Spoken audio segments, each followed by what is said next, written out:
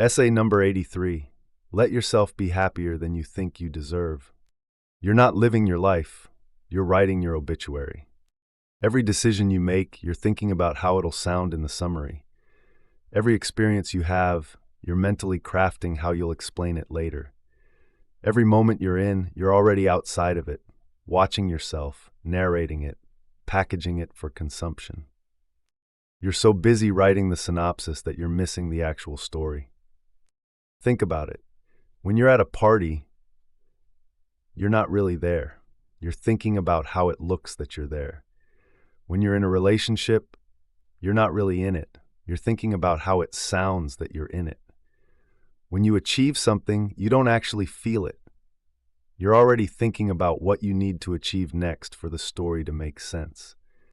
You're living your entire life in the third person. We tell ourselves we're building towards something, that we need the right degree, the right job, the right partner, the right storyline.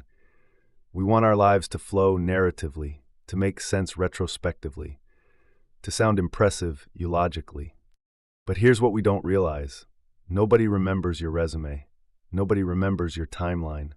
Nobody remembers whether your life made narrative sense.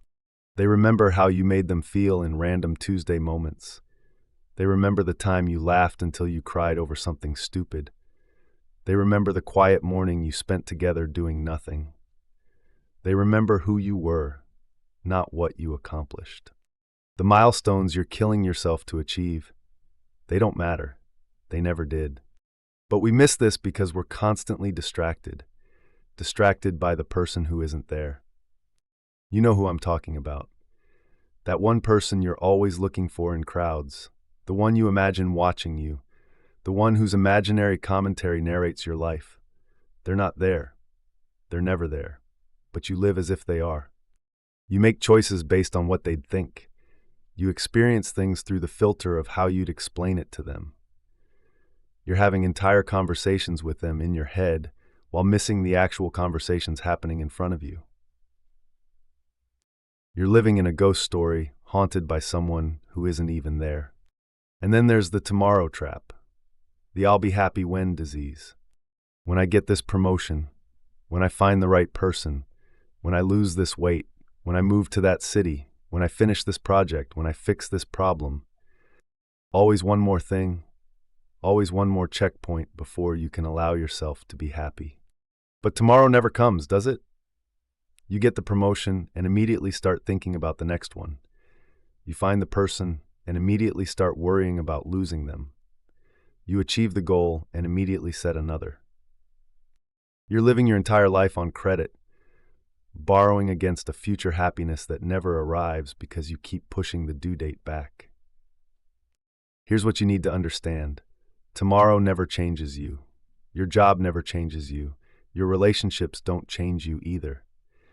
You take the same issues with you everywhere you go, the same insecurities, the same fears, the same patterns.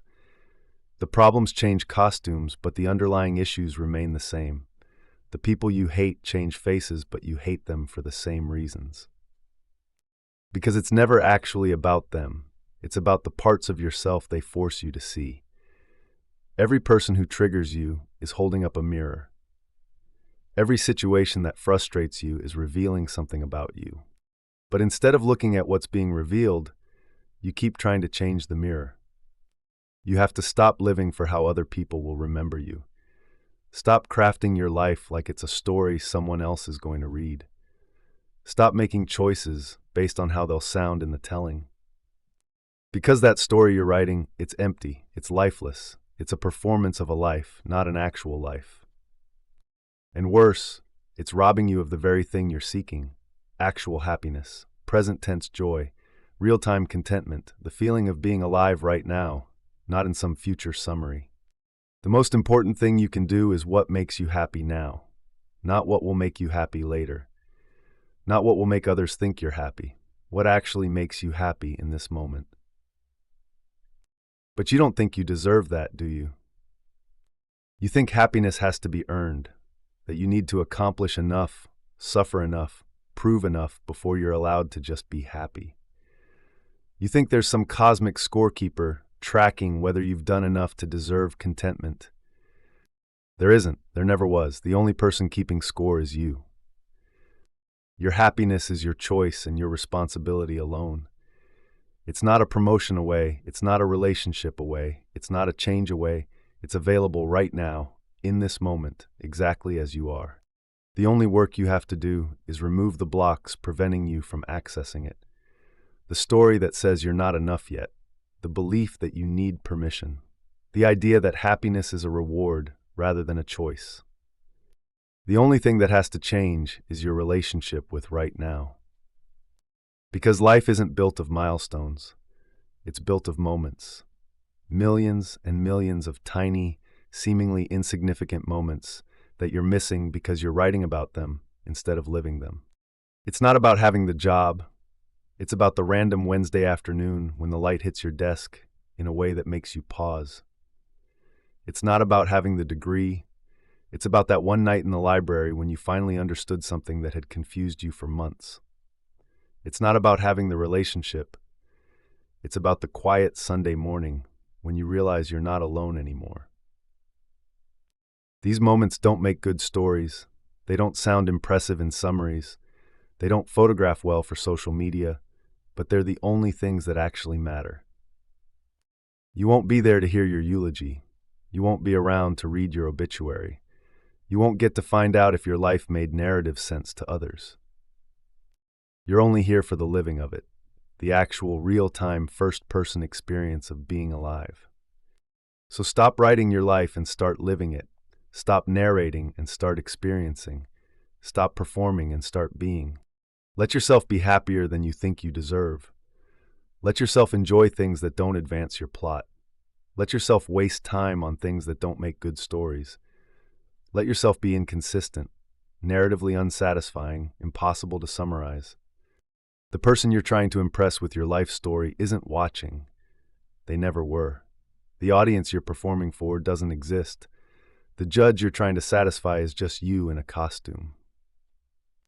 Put down the pen, stop writing the story, start living the moments. Because that's all there is. That's all there ever was. A series of nows strung together, most of which you're missing because you're too busy describing them to yourself.